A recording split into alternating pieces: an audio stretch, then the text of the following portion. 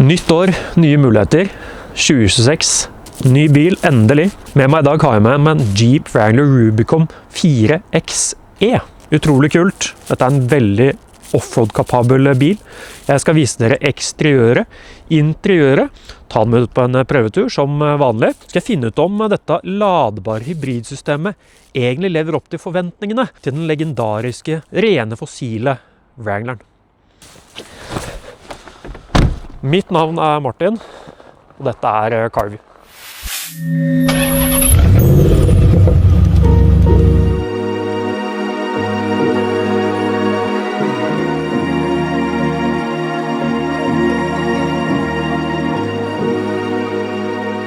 For å illustrere hvor høy denne bilen Jeg ca. 1,85, og den bilen jo like høy som meg selv, og noe høyere. Så dette en høyd bil. Det skal sies at denne bilen jo noe modifisert. Den har satt på 35 tommer dekk. Den har også blitt opphøyd med nye dempere og fjærer. Og generelt blitt mer røff. Du ser at hjulbuene på den bredere enn originalt sett.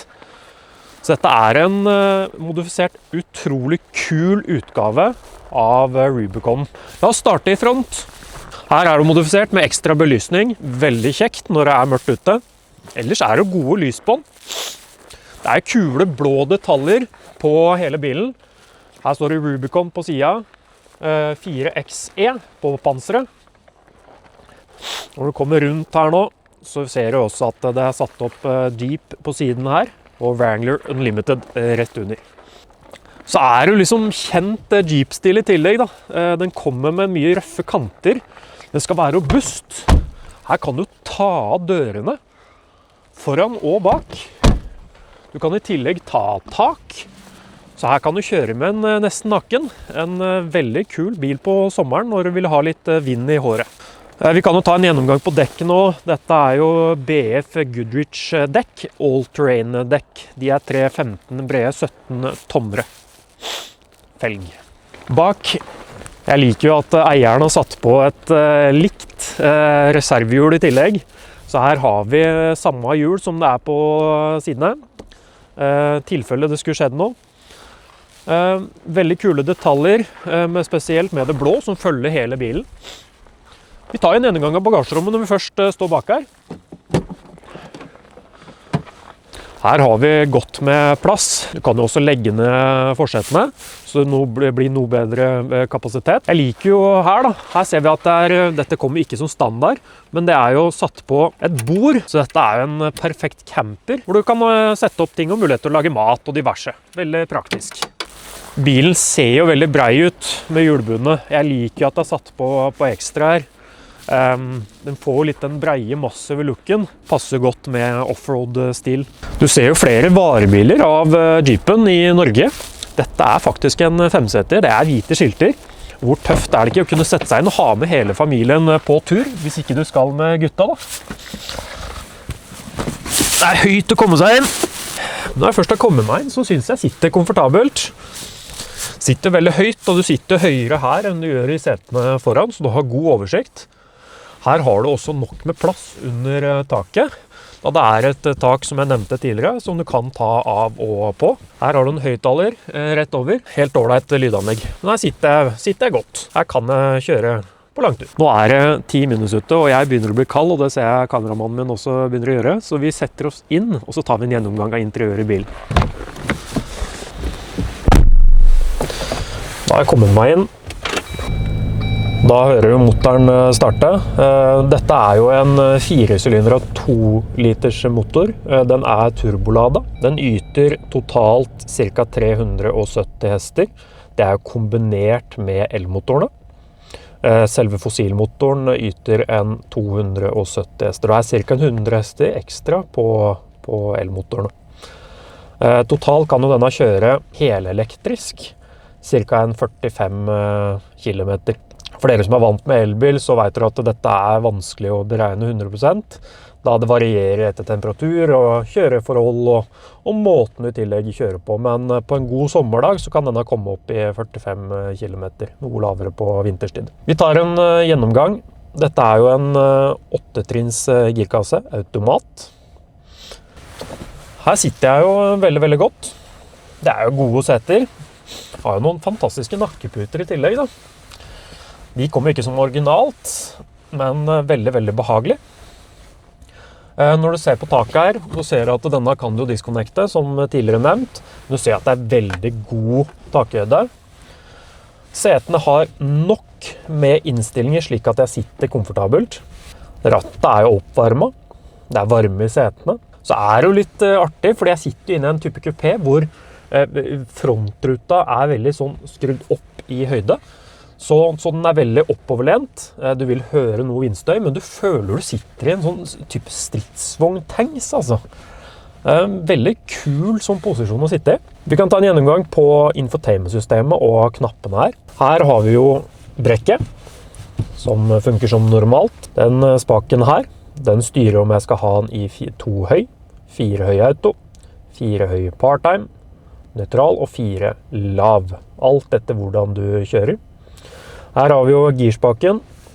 Fungerer som normalt. Her har vi en differensialsperre. Setter jeg den opp, så vil den sperre både foran og bak. Skrur jeg den ned, så skrur den på differensialsperra bare bak. Så det en swaybar. Det kommer som ekstra på Rubicon-utgaven, Wrangler-utgaven. Så hvis du vil ha absolutt maksimert offroad-kapasitet, så har du det absolutt i denne bilen. Igjen, det jo masse knapper her. Jeg har nevnt det på tidligere videoer, for dere som vant til å se meg på denne kanalen her. Jeg elsker knapper. Fysiske knapper, hvor jeg selv kjenner at jeg trykker. Det tøft med skjermer, for all del. Men her skal det være manuelt. Du skal føle at det du som kjører bilen. Det du som skal ha kontroll. Du skal enkelt ha alt av innstillinger nært deg. Så her det jo klima, vifte, varme frontrute, aircondition. Det jo i tillegg en touchskjerm her oppe, hvor du har alt av utstyr og oversikt over bilen. Det i tillegg Apple CarPlay her. Det ikke trådløst, men du kan koble til via ledning. Så veldig grei, jeg synes ikke den legger veldig mye. Du kommer deg gjennom. Dette jo da den nest nyeste utgaven du får. Den ble jo oppgradert i 2024-2025. Da fikk den en større skjerm.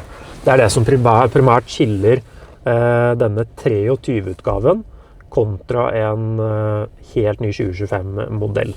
Ellers de veldig like. Så har vi jo et kombipanel her bak rattet, som har en skjerm i midten, og som viser da hastighet, drivstoff, temperatur, hvilket gir jeg har den i. Det viktigste av informasjon. Jeg synes det fint med det digitale display i midten, og så har jeg manuelle visere på hver sin side, på turtall og hastighet. Så jo som sagt dette en ladbar hybrid. Det betyr at den har noen kjøremoduser. De skal jeg gå gjennom når vi tar det ut på en prøvetur, men da har jeg da i hybrid mode, electric mode og e-save mode. Det jo veldig vanlig på ladbare hybrider at du kan sette ned disse forskjellige kjøremodusene. Alt ettersom om du har ladan, eller om du ønsker å kjøre helelektrisk, eller en blanding, eller rett og slett ønsker å lade den opp gjennom e-saven, si du ute på langtur, og skal inn i byen og vet du skal kjøre mye smått. Da går det å sette den opp på e-save før du ankommer byen, og fått lade opp noen kilometer til å kunne kjøre helelektrisk på småkjøringa. Det jo også gunstig med tanke på slitasje på motoren, og drivstofforbruk ikke minst. Denne bilen her har jo større dekk enn originalt. Jeg vil jo ikke påstå å si at dette en veldig drivstofføkonomisk bil. Med alt utstyr, denne kan du ha på et taktelt i tillegg, og pleier å ha på det på sommerstid, og når eier skal ut på langtur. Da veier bilen noe mer. Vekta på denne ca. 2,3 tonn, underkant av 2,4 med alt utstyr. Så jo også Rubicon-utgaven noe tyngre med alt av offroad-utstyr den har på bilen. Så det jo en noe tyngre bil, det jo et batteri på den i tillegg, som veier et par hundre kilo. Så med denne motoren så det ikke den største utgaven. Det jo en 4-sylinder av 2 liter. Du kan få denne i V6 og en V8, som det absolutt grommeste. V8-eren har jo 470 hester, og det det grommeste, men da det dyrere, og de har det ikke importert til Norge de siste årene, slik jeg har fått med meg. Så da må i så fall du spesialimportere eller kjøpe utenlands og ta med inn til Norge. Denne bilen her sluttet de også å selge i år. Jeg synes jo det på en måte litt trist, men det fordi jeg glad i fossile biler. Jeg tenker egentlig vi klare for å ta med denne bilen ut på en prøvetur. Jeg veldig spent på hvordan denne bilen og denne drivlinja fungerer i praksis. Jeg har jo alltid hørt om Jeep, kjørt veldig sjelden, jeg kun testet Jeep en gang før. Veldig lite erfaring med biler, og dette jo utrolig kule, legendariske biler, klassiske, og har i likhet til Geländewagen endret seg veldig lite i rent utseende. Den holder mye av de samme formene, og ser på mange måter like ut. Det synes jeg veldig tøft, rent utseendemessig. Men som jeg nevnte innledningsvis i denne videoen, så det jo denne drivlinjen her like bra som V6-en.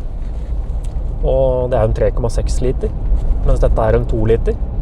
Det nok kraft? Det nok moment? Det god nok lyd? Jeg hører jo nå med en gang, nå ligger jeg i en 80 km i timen, at det noe støy i kupeen. Jeg må bare understreke at dette jo ikke en bil som laget for komfort. Dette en bil som laget for sine offroad-egenskaper. Det en bil du skal kunne ha med ut på eventyr, opp i fjella, ut i terrenget, i tillegg ha et taktelt. Modifisert på denne bilen, så dette en utrolig tøff bil å ha med på roadtrip. Denne har jo det aller meste av ekstrautstyr. Den har adaptive cruise-kontroll, som jeg tidligere nevnte, varme i rattet. Den har blindsoneassistent. Mye fint utstyr, spesielt når du kjører mye langt. Her nå så kjører jeg da i e-save-mode. Det betyr da at den bruker motoren, eller altså fossilmotoren mest, og lader opp hver gang jeg for eksempel bremser. På denne måten så genererer den nok strøm til å forhåpentligvis kunne kjøre helelektrisk. Jeg vil jo anbefale til en ladbar hybrid å faktisk kunne lade den hjemme. Hvis du ikke har mulighet til å lade hjemme, og egentlig kun ute etter å kjøre offroad, og ha en fossil bil, så ville jeg nok gått for V6-eren i stedet. Noe bedre lyd. Jeg synes det grei lyd når jeg gir på. Men jeg hører at det en 4-sylindret motor. Men den drar godt. Det en turboladet motor, og i kombinasjon med elmotoren, så har denne egentlig ganske godt drag. Jeg lurer på om den har 0-100 på ca. 6,4 sekunder, som noe av som egentlig ganske ordentlig til en bil til denne vekta her da. Så all over så vil jeg si at du ute etter å ha en bil, du bor kanskje i byen, du bruker bilen litt mer allsidig til hverdagen, så vil jeg si at denne bilen her kan være en fin mulighet. Det rett og slett fordi du kan spare på drivstoff hvis du får lada hjemme. Det som gjør at du kompenserer litt for disse offroad-egenskapene jo at du sitter ordentlig i setet. Det eneste jeg savner litt å få løfta opp setet, så jeg sitter litt mer til støtte under låra. Ellers sitter jeg veldig, veldig godt. Og med varme i rattet, varme i setet, med den posisjonen jeg sitter i, jeg føler meg som en konge på veien, altså. Det som å kjøre et militært kjøretøy, litt sånn amerikansk stil. Jeg ser jo panser på nå, og det en helt egen følelse inni Jeepen som du ikke får i noe annen bil, ved unntak av kanskje Geländewagen.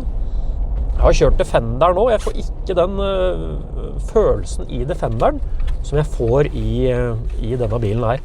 Det noe helt egent og unikt. Yes, vi må jo teste draget på denne bilen da. Jeg nevnte just da at det er 0-100 på sånn cirka 6 sekunder. Og jeg sa jo da at det er ikke den grommeste lyden på den, men det viktigste er at vi kommer oss fra A til B, og at det er litt drag på den, at du kan ta forbikjøringer og det merker jeg absolutt at det er. Det er en rask utgave av Jeepen, altså. Det er jo en av fordelene med den elektriske drivlinja, da er jo at den booster jo inn. Så fort du har den i hybrid-mode, så vil den jo booste inn for å få den ekstra boosten. Det gjør jo at bilen fremstår mer kvikk. Og igjen, fordelen med strøm er jo at den kraften kommer med en gang. Her slipper du å vente på at forbrenningsmotoren kommer i gang. Når du kjører i E-mode, eller electric mode, da vil det være motsatt vei. Da er det ikke en like stor elmotor som fossilmotor, men da vil den jo koble inn fossilmotoren dersom du trykker hardt på gassen og ønsker å gi på skikkelig. Så la oss snakke litt pris på denne bilen. Nypris på denne tilbake i 2023 var jo hele 1,250. 1.250 000. Dette var jo når det var avgiftsletter på hybridlinje i Norge. Nå i dag, hvis du skulle hatt en ny Rubicon, samme drivlinje som dette, 25-utgaven, så koster den jo et par 100 000 mer, så cirka 1,4. Det er jo en relativt dyr bil, det er det, men igjen er du ute etter offroad-kjøring, og det litt eventyrlystene ligger inni deg, og du har lyst til å komme deg ut på tur, så er jo absolutt en bil for deg. Denne bilen i dag, det er jo enda mer interessant. Hva koster denne? Det er vanskelig å si, fordi denne er jo noe modifisert med dempere, fjærer, større dekk, hjulbuer, lys. Men ifølge eier så ville jeg nok estimert at den ligger mellom 900 til 1 million. Så det betyr at den har hatt et verditap de siste 2 årene på estimert en uten ekstra utstyret som er koblet på, en 400 000. Mens med den modifiserte utstyret som er koblet på, så ligger den på omtrent mellom 900 til 1 million. Da får du en bil som har gått 40 000, er kun et par år gammel. Så det er jo, jeg vil jo si at det fortsatt er en ny bil, og disse bilene kan jo gå lenge. De vil forhåpentligvis holde seg verdi. Så all over vil jeg valgt denne med da en hybriddrivlinje fremfor V6-eren 3,6 literen, eller for så vidt V8-eren. Tja, det spørs bruken. Bor i by, bruker bilen til mer enn bare eventyr, offroad-kjøring og langtur, så vil jeg si at 4XE-utgaven er helt suveren. Da går det fint at det er en noe mindre motor, for du har draget til å kunne dra på forbi en forbikjøring, eller ut en rundkjøring med elmotoren. Du har muligheten til å spare litt inn på drivstoff. Du kan kjøre helelektrisk i byen, og du har tilgang til en hjemmelader. Er du ute etter å ha den på søndagstur, langtur, offroad-kjøring, du bruker den ikke til hverdags, da hadde jeg nok vurdert V6-eren eller dieselen, og ikke bensinutgaven. Da er den noe med drivstoffgjærer. Så alt etter bruk, hva er det du kommer til å bruke bilen din til? Hvordan er det du kommer til å bruke den? For det er ikke noe tvil om at denne har absolutt nok krefter til å kunne kjøre veldig mye offroad. Jeg vil gjerne at du skal kommentere i kommentarfeltet hvis det er noe du ønsker i videoene fremover. Noe du ønsker å se mer av. Vi er åpne for å teste mye forskjellig. Vi setter veldig pris på at du har sett denne videoen her. For at kanalen skal vokse, så setter jeg stor pris på om du går inn og liker videoen. Abonnerer på kanalen, for det er mange som liker, men det er ikke nødvendigvis så mange som abonnerer. Lik og abonner.